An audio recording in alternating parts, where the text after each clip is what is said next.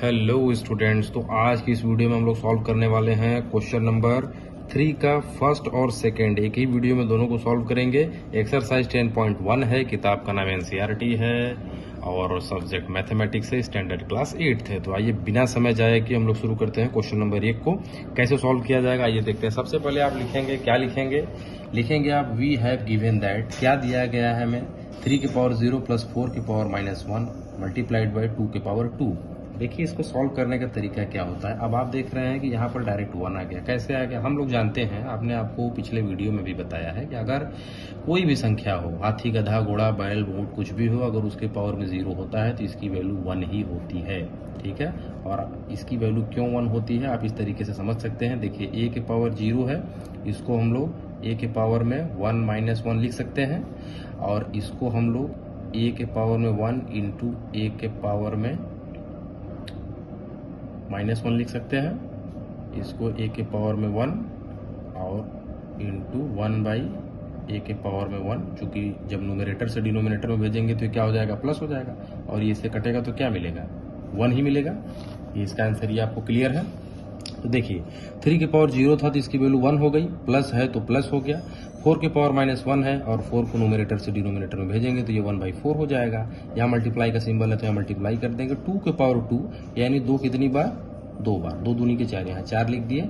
अब ये 4 का मल्टीप्लाई 1 में करेंगे, 4 1 जा 4 और प्लस 1, यानी कि एलसीएम एक तरीके से ले रहे हैं, डायरेक्ट कर रहे हैं। 4 1 जा 4 प्लस 1, 4 प्लस 1/4 इंटू 4 में 1 जुड़ जाएगा 5 हो जाएगा, यहाँ 4 हो जाएगा मल्टीप्लाइड बाई 4 से 4 कट जाएगा, इसका आंसर क्या आ गया, 5 हो गया।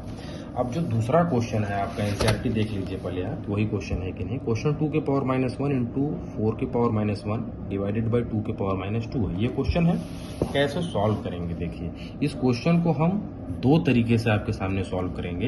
एक तो जो आपकी एक्सपोनेंशियल मेथड से सॉल्व किया जाएगा, और दूसरा नॉर्मल मेथड से, मतलब आप अगर कोई टर्म और कंडीशन नहीं दिया जाता है तो किसी भी तरीके से कर सकते हैं। तो देखिए हो सकता हो कि कोई बच्चा इस तरीके से करना सीख जाए, या आसान हो, कोई हो सकता हो कि इस तरीके से करना सीख जाए। तो अगर आप इस तरीके से, जो पहला नियम है ये वाला, जो इस बॉक्स में बंद कर रहा हूँ ये पहला तरीका है, और जो इस बॉक्स में क्लोज कर रहा हूँ ये दूसरा तरीका है। ठीक है, तो पहले इसको समझ लेते हैं। देखिए 2 के पावर -1 है, जैसे ही इसको न्यूमरेटर से डिनोमिनेटर में भेजेंगे भाई ये पावर -1 से +1 हो जाएगा, तो 1 लिखें चाहे ना लिखें कोई बात नहीं, 1/2 हो गया। यहाँ मल्टीप्लाई का साइन है तो यहाँ पे हमने मल्टीप्लाई कर दिया।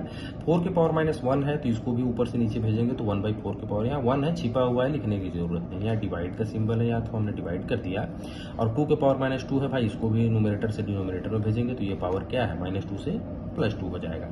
अब क्या हो गया, देखिए यहाँ पे 4 का मल्टीप्लाई 2 में होगा तो क्या आएगा, 8 आएगा। 1 का मल्टीप्लाई 1 में होगा तो 1 आएगा। यहाँ डिवाइड का सिंबल है तो यहाँ डिवाइड कर दिए। 1/2 के पावर 2 है, 2 2 जा 4, अभी हमने किया नहीं है, अभी इसको इसी तरीके से हूबहू लिख दिया है। 1/8 है, और यह जो ऐसे डिवाइड को आप मल्टीप्लाई में बदलेंगे, ये जो डिनोमिनेटर होता है तुरंत न्यूमरेटर में आ जाएगा, तो नीचे से ये ऊपर चला गया, तो 2 के पावर 2 तो 1/8, 2 के पावर 2 यानी 2 दूनी के 4, यहाँ 4 लिख दीजिए, और 4 से 8 कट गया तो 4 दूना के 8, 1/2। ये आंसर तो ऐसे आ गया, ये भी सही है। और इसी न्यूमेरिकल को दूसरे तरीके से इस तरीके से कर सकते हैं। देखिए 2 के पावर -1 है और 4 के पावर -1 है, तो दोनों के पावर में क्या है, -1 सेम है।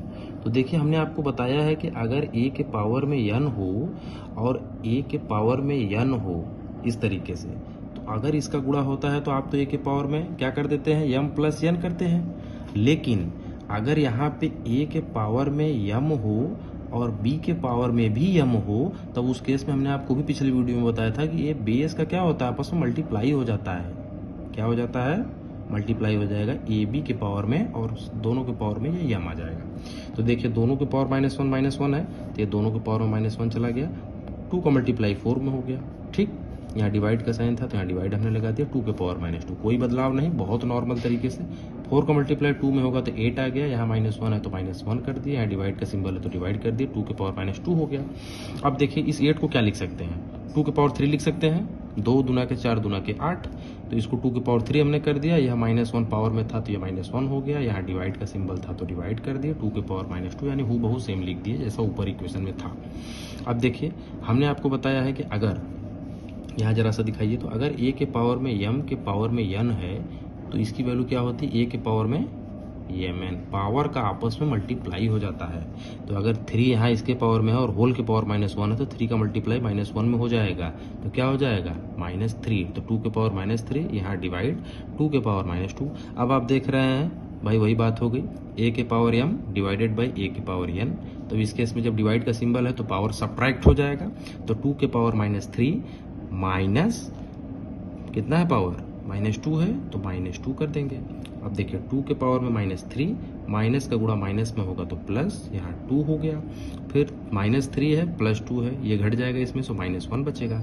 जैसे ही 2 को न्यूमरेटर से डिनोमिनेटर में भेजेंगे इसकी भी वैल्यू 1/2 आ गई। अब देखिए दोनों बराबर है कि नहीं है। तो आप चाहे ऐसे करिए चाहे ऐसे करिए, कोई दिक्कत नहीं है। कमेंट करके जरूर बताएं वीडियो कैसा लगा है।